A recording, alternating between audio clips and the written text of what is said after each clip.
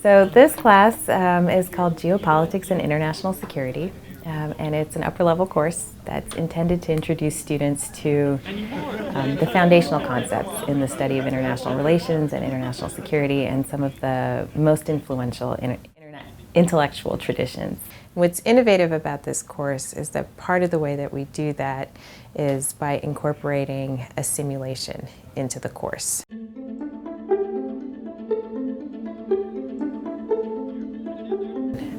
It's a 7 to 10 week simulation that takes place in this online environment that has the students each playing the role of the leader of a country in a fictitious Earth-like world made up of 12 countries.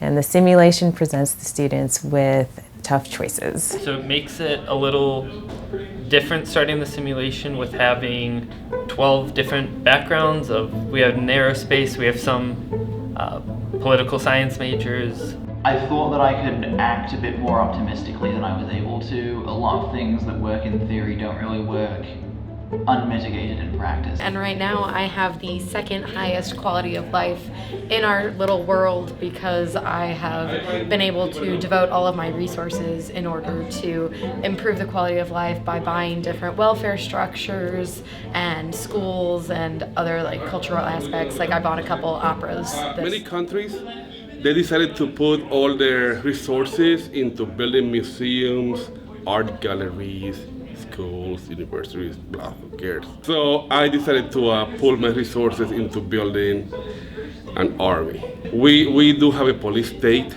We follow human rights, we follow the law. It's absolutely fascinating to see how students define their goals for the sim.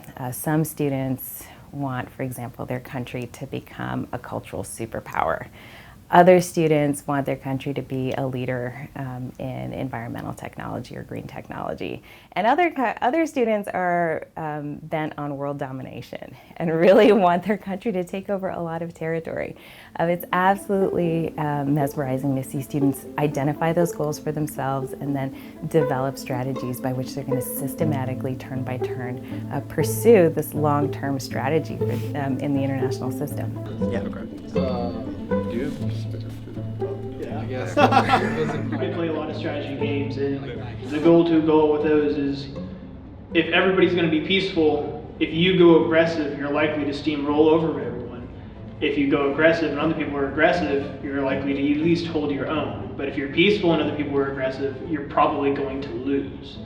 So my strategy from the get-go when I saw I wasn't going to have a whole lot of resources was, well, I need to be aggressive and I need to be the one dictating terms and conditions. I need people to react to me rather than me reacting to other people. So that's the kind of play style I went for. The simulation as well has been really well integrated into the curriculum of the class. Like today we were talking about international cooperation once we were done with the Hong Kong stuff. And she talked about international cooperation on various climate change efforts in the past, but also the example of our international cooperation, within the sim against the NPC enemy that he was talking about. So I think she's done a really good job of weaving the sim elements, real life examples, both current and historical, and the actual sort of theory of international relations in the textbook. My research in political science focuses on international relations, and my position is in policy for science, technology, and innovation. A big part of what I look at is the US-China relationship, and in particular, the trade in high-tech items between the two countries.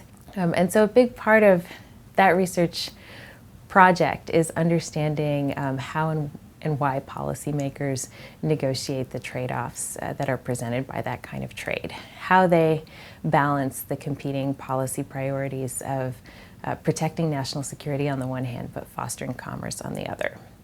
And that aspect of my research I actually see reflected in the simulation on a pretty regular basis, because what this simulation exercise does convey, I think, very vividly for student participants is just how closely tied international security issues are to international political economy or international trade issues. And we see that the boundary between those two types of considerations in real-world decision-making or in simulated decision-making is really, really blurry. I really learned how, for one, different leaders can really change how things happen. So in the real world, relationships between leaders can have a big impact, and it's the same way in here. There's some people you just naturally trust. There's people that you have relationships with outside of the foreign affairs, and then you come together and that plays a part. There's people that you just know they're going to attack you or you can't trust, and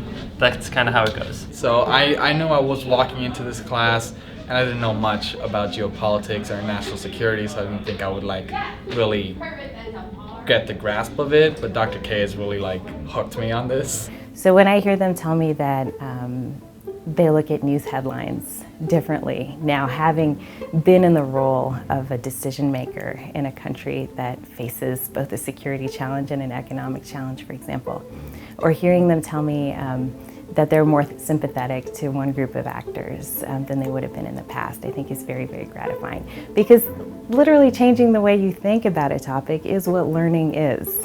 So I think that it's in those kinds of experiences and when students are able to articulate that we really see evidence of the value of active learning.